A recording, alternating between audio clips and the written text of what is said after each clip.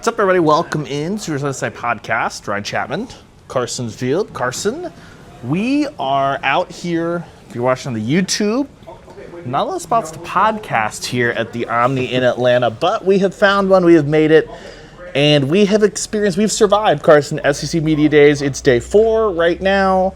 What is it? Arkansas and who else is Texas going? A&M right now. Yeah, Texas A&M and Arkansas kicking off the afternoon slate. Fortunately for Carson, we're missing Texas A&M, but we did it. Day 3, Oklahoma. They spoke, Carson. They spoke words at SEC Media Days. It was good to hear from these people we haven't heard from in months. It was good to hear Brent Venables' take on how the offseason went, some of the newcomers like John Mateer, namely, 2 of the veteran defenders. It was just kind of good to hear, even if nothing truly groundbreaking came out from these quotes. Just kind of neat to hear some new perspectives about how everything went and how everything is leading up to the season. Yeah, first 2 days, not a lot going down. Arch arrived. Arch was here. Arch did the thing. It was a zoo. John Mateer actually got some decent love on the SEC Media Day desk, all that stuff with Feinbaum, SEC Now, all that. But let's just dive in. You weren't in the small scrum for local media, stuff like that, but talked to Brent Venables, and 2 or 3 things. First off, he had comments about Joe Castiglione's retirement, all that stuff. He gave a nearly 6-minute answer from the stage, which was broadcast live on SEC Network. But the things I thought were most interesting, first off, Giovanni Gibson injury update. Brent Venables is like, I'm not giving a mega massive injury update or anything like that, because he wants to get those guys more scaled into hey, are they full speed at practice, stuff like that. But he did say that Giovanni Gibson's out of the boots. That's good news. On schedule, no setbacks there. He then was like, we'll do the big slew of injury updates as they kind of come and go throughout fall camp. So not a lot there, but then he got into Jim Nagy and how that's gone. And we've talked to Ed Nazem about that, right, as far as Jim Nagy getting the recruiting class going for the 2026 cycle. But that was one of those things where we've talked about it. Jim Nagy got in late on that, and Brent Venables said multiple times, whether it be on the main stage or in the small scrum, that he has full belief that that'll be a well-oiled machine. And part of that's just having to get Jim Nagy and his staff used to the recruiting side of things, right? They're so used to dealing with draft-eligible age guys, which it may be like, hey, a 22-year-old, 23-year-old, that's a huge difference from the 16, 17, 18-year-olds in high school recruiting. So Brent Venables not worried about that, and man, he talked about that on the podium. He talked about that with us. I think he talked about that back in there's one other room that they've been in. So, and Jim Nagy was out and about. Unfortunately, I never really crossed paths with Jim Nagy, but that was kind of like 2 or 3 of the really, really big things immediately off the rip from Brent Venables. Yeah, no, definitely. One thing, I have no idea if Brent Venables is speaking truths when he says this, but he made a comment about he and his staff are trying to retain Jackson Arnold. That was one of the more shocking things I did hear from OU's coach and player availabilities. Just kind of judging on how last season went, wanting to keep Arnold instead of getting a guy like Mateer. And maybe he's saying to serve as a backup role to a guy like John Mateer. Yeah, it was never instead. It was. I think so too. But it was still interesting, with Mike Hawkins being a pretty reliable backup, that there was even a possibility of Arnold wanting to stay, so I thought that was pretty neat.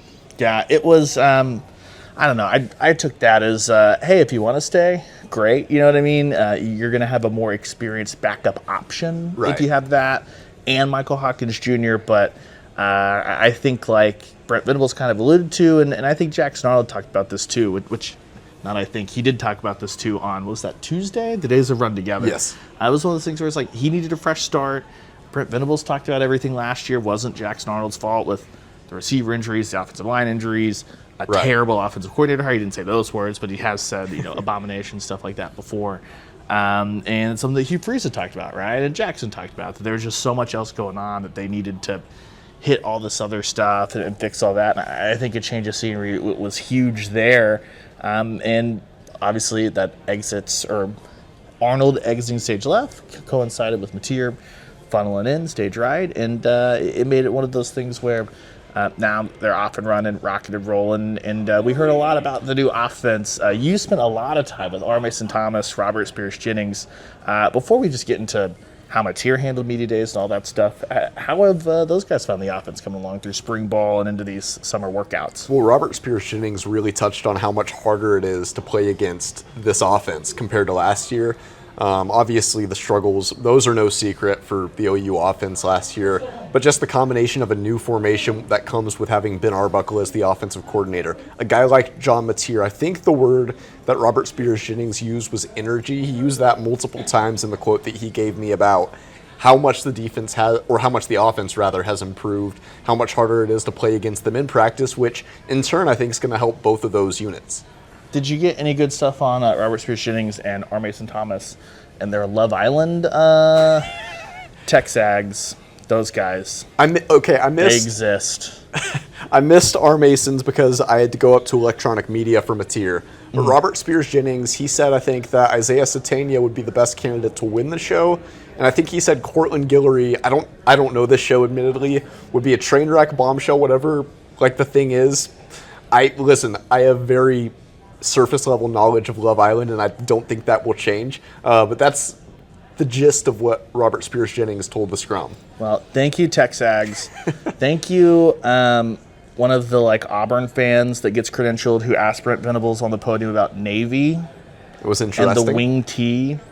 Great, appreciate, but yeah, energy as it comes to it. Swag was another word I think that Robert Spears-Jennings used. That the entire offense has kind of embodied that swag, and that's something that when we broke down spring football that Ben Arbuckle had talked about and John Mateer talked about. This offense needed not just a breath of fresh air, but to rebuild the confidence and slowly get everybody moving back in the same direction. Something I asked John Mateer about. Deion Burks, a guy that was supposed to be the big offseason portal addition a year ago, played in, I think it was officially 5 games, but the way that he was just not really heavily used in that Missouri game and all that stuff, he never really got going. And so while he's returned and while he's going to be a big part of this offense, it was what did you need to uplift him? And that was something. Brady, you want to hop on that? You already podded. You want to hop on this pod? The great Brady Trantham. Do I need a mic? Thoughts? Yes. Deion Burks, thoughts, go. Tiny. Is Brent Venables still talking? The opening statement just wrapped up, actually, a couple minutes ago. Thank God. John, love you. The great Brady Trantham, everybody, celeb shouting in. But no, that's something that John Mateer was talking about, Deion Burks, and just revamping everything that goes on with not just him, but the entire wide receiver core. And one of the last questions I asked John at the end of spring ball was, Mateer, not Hoover, was, hey, Ben Arbuckle and John Mateer talked about that offense was installed way faster than they thought it was going to go down, and that process went really, really smoothly and well during the spring. And Mateer was like, yeah, but we're going to have to keep going through the summer and keep making those leaps. And that's something that I think stood out, that Mateer said he believes the offense has taken another step, and that Ben Arbuckle is adding new plays, which you saw the very, very end of last year, right? And you saw that it was a hodgepodge group just trying to survive. If you don't have a vision for what you're doing, you can't innovate off of that. And whether this goes great, poorly, average, whatever, at least it is Ben Arbuckle's offense. Ben Arbuckle knows what he wants to do with his offense. He knows the goals for this offense, and he knows exactly what he wants to do to try and get that thing going way more in the right direction, which is going to be necessary if Oklahoma wants to look similar on the sidelines next year. No, definitely. And one thing that, it's important, and I don't think enough people have talked about this, how much the level of football difficulty increases from playing in a Pac-12 school versus in the SEC. And Mateer said that it's been admittedly very challenging against this OU defense. A lot of returning guys that have been in this system. It hasn't been easy for him. But ultimately, he does think, he said this yesterday, that this is going to make him better, more adjusted to playing defenses like Alabama, Missouri, Auburn, Tennessee. Name any SEC opponent, and they're going to have probably a better defense than the best defense that Washington State played last year. So there's going to be a learning curve, but it sounds like he's adjusting to it pretty well. And obviously, Brent Venables is never going to tell us, oh yeah, John Mateer's just not doing well, he's having a bad camp. But hearing it from Mateer, he seemed confident in it, and he was not overly arrogant, yeah, I've just been killing it, winning every rep. He admitted that there's some reps that he loses, and plenty of reps that he loses, which I think is going to be big for his growth. Yeah, it's something he talked about too. You don't have to get into SEC play to learn those lessons if you're playing a very challenging Oklahoma defense that has the speed, the size, and the SEC that has the schematic difficulty, right, of a Brent Venables defense. That's something that we heard about in a different way last spring, right, with Jackson Arnold. It was all about, hey, we're throwing everything at them, throwing everything at the offense so that they're prepared. I have to imagine that Brent Venables is thinking the exact same thing at Jean Mateer, but it's like night and day different, right? It's not about, hey, he's not started as quarterback before or anything like that. It's all about, hey, have you found a way to translate this offense and make the jump and all that stuff? And so Jean Mateer, very, very confident. You talk about a learning curve. There's a little bit of different learning curve with Jean Mateer this year as well, which is he's always been an under-recruited guy. He's always been either Central Arkansas over to Washington State, what that looks like. Nothing flying under the radar about Jean Mateer this year. You had Monday when they're trying to roll out the orange carpet, the burnt orange carpet, and get that thing going and get the hype train moving. You got the SC Network desk like, okay, are we zagging and saying Mateer's going to be the best, blah, blah, blah, blah, blah. Jordan Rogers and Paul Feinbaum had their conversation, I guess, their content opportunity. And so asking just Jean Mateer, like, hey, man, how are you dealing with the attention and all that stuff? He's like, very, very simple.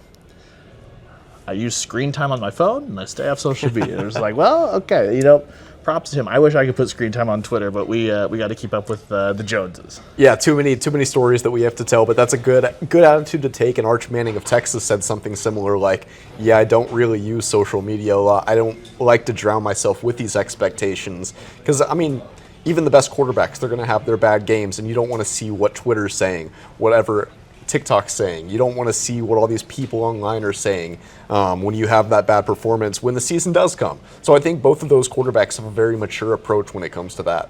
Yeah, it'll be interesting to see how that progresses. Well, what do you think stands out about R. Mason Thomas and Robert Spears-Jennings beyond just the offense and what they've got going there? Because this is a defense that has less questions than they've had in years past. It's about like replacing leadership, but it's not like, hey, this group was 129th in passing defense like they were a couple years ago. And it's something that Brent Venables talked about from the podium, right? That this defense has been scarred up in the past, that they've kind of stepped through that. And now the challenge for this defense is not proving that Oklahoma can play defense anymore. Right. The challenge for this defense is proving that they can lose DeJoun Terry, Ethan Downs, Danny Stutzman, Billy Bowman, a guy at every level and every position group, and be able to roll that forward and say, okay, now we've developed the talent to replace those guys and to continue to play at a high level despite the fact that we have graduated out to the draft, all that stuff, someone at every spot.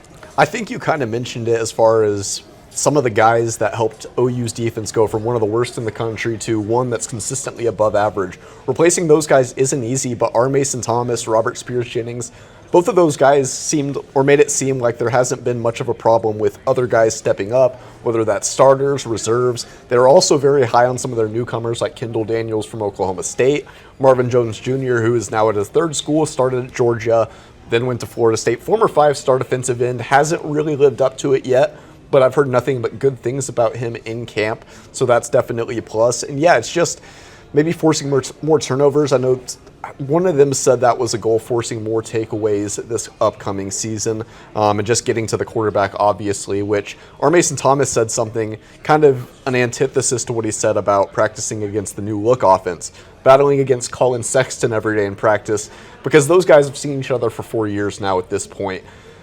He's had to learn to get around him, change things, as Colin Sexton has, or Jacob Sexton. Goodness. Yeah, I was sitting there going, hold on, change sports. Took me like four mentions. Change sports. No, we got there. We did get there, but just kind of the repetitions against someone he's seen for so long, that's made him better, and I'm sure other guys on OU's defense feel that way. Yeah, it'll be interesting to see what that looks like. And Brent Venables, when he was asked about, hey, are there any like young guys that are standing out? Is Colin Sexton the basketball player? Yes. Yeah. He's bouncing around. He's making some money. On the offensive side, he was like Eddie Pierre-Louis. That's one guy. Then he went to his standard, I name everybody because I have to name the entire depth chart and not make anyone mad. Then the other side of the ball, he talked about Danny Okoye, another one of those young defensive ends, right? A guy that he said was pound for pound maybe the best or maybe the most athletic football player on this team.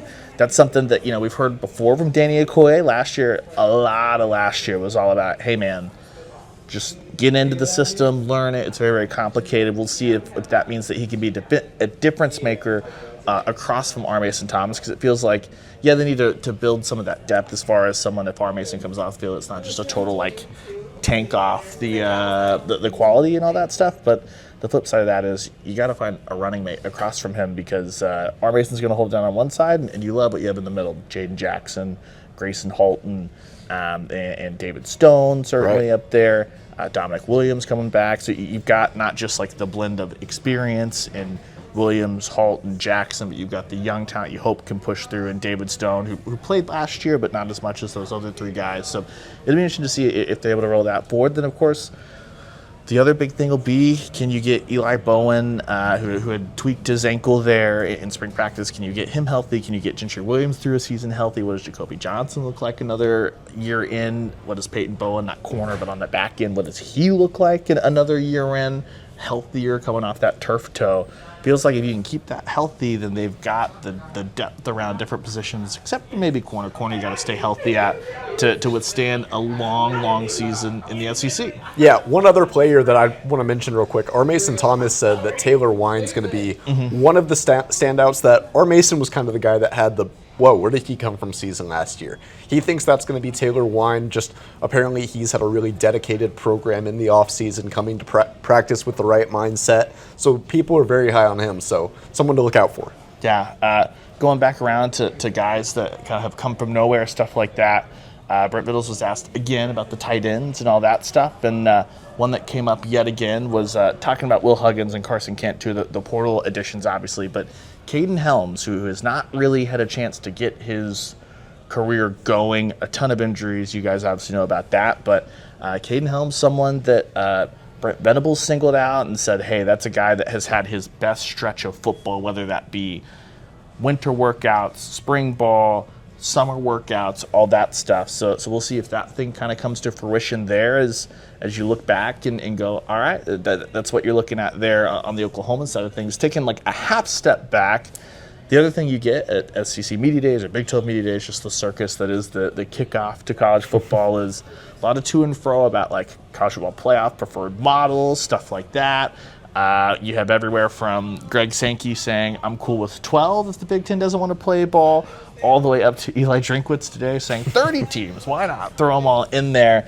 I think the thing that's maybe most relevant to Oklahoma, though, is going to be the 8-game versus 9-game conference schedule. Greg Sankey, who usually is pretty happy to just be straightforward, this is what we believe here in the SEC, go with this.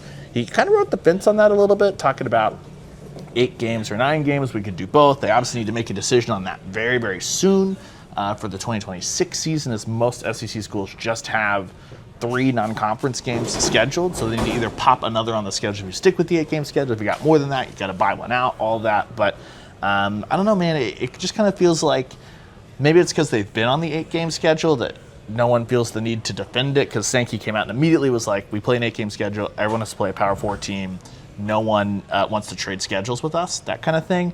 But it always feels like everyone's always talking about the data for the 9th game on the schedule. And so I don't know. If ESPN and the SEC can get on the phone and make a deal for, I think a couple years ago it was reported out from Ross Dellinger and those guys that teams had settled on a number around $6 million a year for that extra game per team. If they can get to that, I think it would make perfect sense, because a lot of the talk about it around the CFP was way more, hey, after this year they have to agree to a new deal. But beyond that, the real big thing that they kind of want is, can we just figure out a better method for selection criteria, whether that be strength of record or updating those metrics. So I think it's going to be a big wait and see mode there. Yeah, I do too. There are so many unanswered questions, and I was pretty interested to listen in on Drinkowitz's press conference, just hearing he's definitely given this a lot of thought. To have a 30-team playoff would take a lot of moving parts, and Eli Drinkowitz has really thought it through, which is kind of funny. I don't necessarily back that model, but it is creative. It's kind of a Mike Leach school of thought. I know he once kind of endorsed a 64-team playoff. Mm-hmm. There's a lot of talk about expansion, and who knows what that number will eventually be. I mean, it could skyrocket somewhere close to 32. But a lot of unanswered questions there. The 8 versus 9 is very interesting to me, because Big Ten's obviously at 9 right now, and they don't have that requirement to play an extra power team. I saw a graphic of like Indiana's next like 5 schedules, and they play absolutely nobody for the next 5 years, and I kind of hate that. Like, I kind of want to see these Big Ten SEC, SEC Big 12. I like those matchups. It really is good for, to your point, adding some sort of metric of strength of record, kind of seeing, okay, is SEC Big Ten the two-headed monster that it probably is and people think it is? But I kind of want to see some data of cross-conferences of like what happens, and I fear that a lot of those games against power conferences will go away if SEC does add a 9th conference game. It just makes it tough because, like, if you add the 9th conference game on one hand, and maybe this is not as relevant for Oklahoma specifically, but a team like Tennessee has 5 billion rivalries that used to play every year when you had divisions in the SEC. Right. But now you're going to have to pick one. Like, does Georgia fall off every other year? Does Alabama fall off after this year? Like, what is the one that you keep going? Oklahoma and Texas, obviously, we keep playing. So you can protect all the rivalries if you go to a 9-game schedule. That is true. But does that mean that then you fall off the Power 4 requirement for one of their non-conference games? Does that mean it, like, slows down a little bit lower? And then is it harder to compare conferences at the end of the season if there's fewer conference games between SEC, Big Ten, SEC, ACC, stuff like that?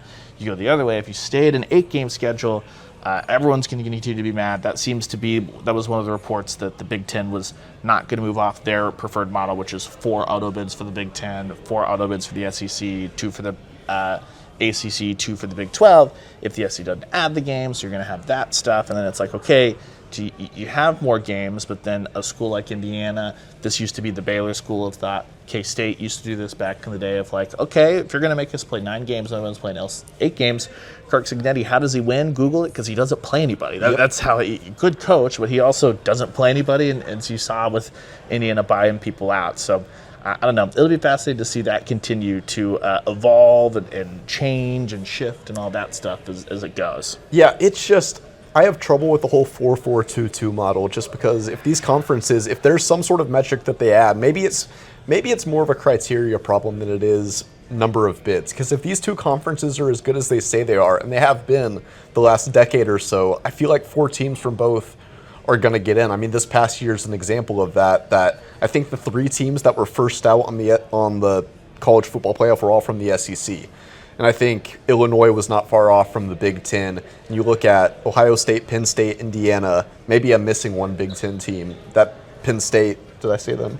I don't remember. But a lot of SEC teams and Big Ten teams both made it this year. They would still get a lot of teams in with just no auto bids besides the one for the champion. So I don't know. I have some hangups with that. Yeah, it's one of those things that, like, wherever you put the line, if you expand it to a 30 team, then Team 31's pissed. Look at the NCAA tournament, right? What do we focus on? The bubble, right? So by nature, that's always what, like, there's going to be a conversation. I think the big thing is, like, look at what Lane Kiffin had to say. Ole Miss was one of those teams that was one of the first couple out. It wasn't like Lane Kiffin came in today or Tuesday or Monday, wherever it was, and was still yelling about that in a way that Mike Norvell, when they were left out as the 5th team at Florida State, that was something that, continues. It's almost like one of those things, like, however far down you move the line, a 12 seed could technically win, but, like, if you're the 12th team or the 13th best team or the 14th best team, I'm here for all the conversations about metrics to get in, but I also am just like, you probably were going to win. You know what I mean? There is so that. It makes it like I'm less and less concerned with it all the way down. Very similar, like with the NCAA tournament. I'm way less concerned about the 70th team and the 71st team and the 72nd team, because I'm just like, yes, for the student athlete, did you lose the experience to go play in the NCAA tournament? Yes. From a tournament perspective, did we lose, like, a national champion possibility?